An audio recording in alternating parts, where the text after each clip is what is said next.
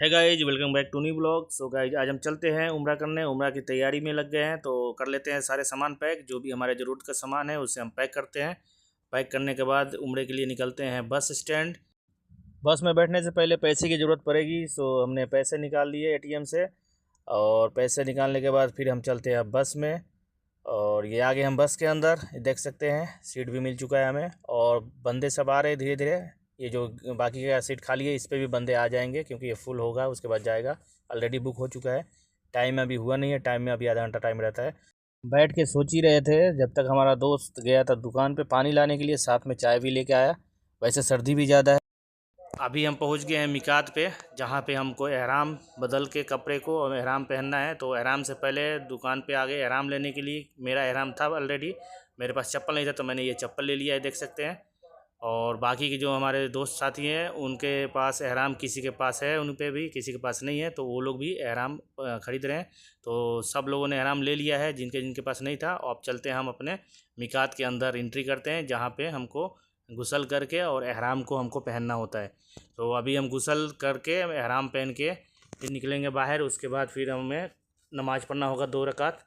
नमाज़ पढ़ के अभी देख सकते हैं हमने एहराम पहन लिया है। गुसल करने के बाद पहन के उसके बाद 2 रकात नमाज़ हमने नफल अदा कर लिया। उसके बाद हमने ग्रुप पिक्चर ले लिया है। और यहाँ से हम तस्बीह पढ़ते हुए जाएंगे होटल तक। और होटल में पहुँचने के बाद दिखाते हैं कि क्या नज़ारा है वहाँ पे, कैसा रूम हमें दिया गया है। तो ये देख सकते हैं हम होटल में पहुँच गए हैं। ये हमारा कमरा है। ये जो हमें कमरा दिया गया है 3 बंदे के लिए दिया गया है। हम 6 बंदे हैं तो 3 को दूसरे कमरे में रख दिया गया है और 3 हम इस कमरे में हैं।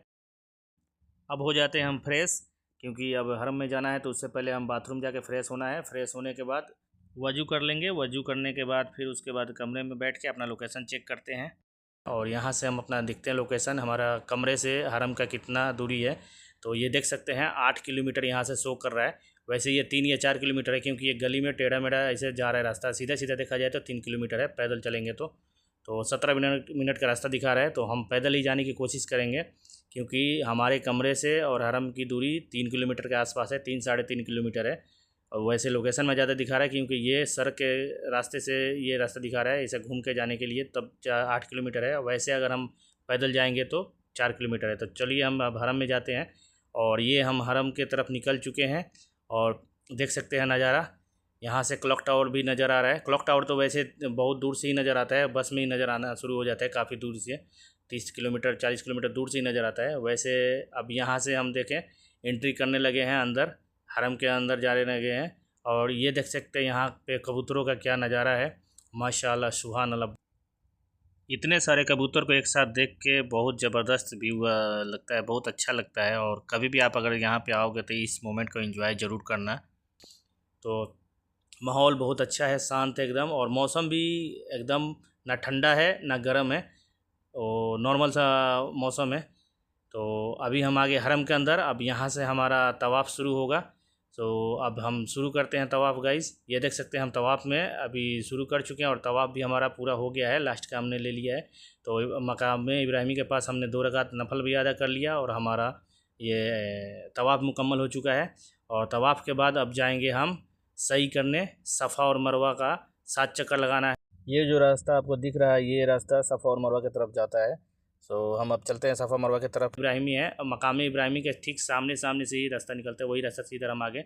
और ये आ गया सफ़ा, जहाँ से हम शुरू करेंगे तवाफ़। अभी फिर सफ़ा से मरवा करेंगे 1 चक्कर और फिर मरवा से सफ़ा 2 चक्कर। इस तरीके से हमको 7 चक्कर यहाँ पे भी लगाना है। और 7 चक्कर ये लगाने के बाद हमारा फिर जाके ये सही भी मुकम्मल हो जाएगा।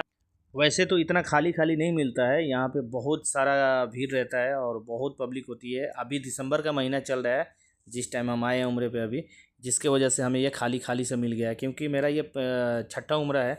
अभी तक मैं पहला उम्रा ये कर रहा हूँ इतना खाली खाली। इससे पहले कभी भी इतना खाली उम्रा मेरे को इतना सुकून से नहीं करने को मिला है जितना इस बार मिला है हमें, एकदम आराम से करने को।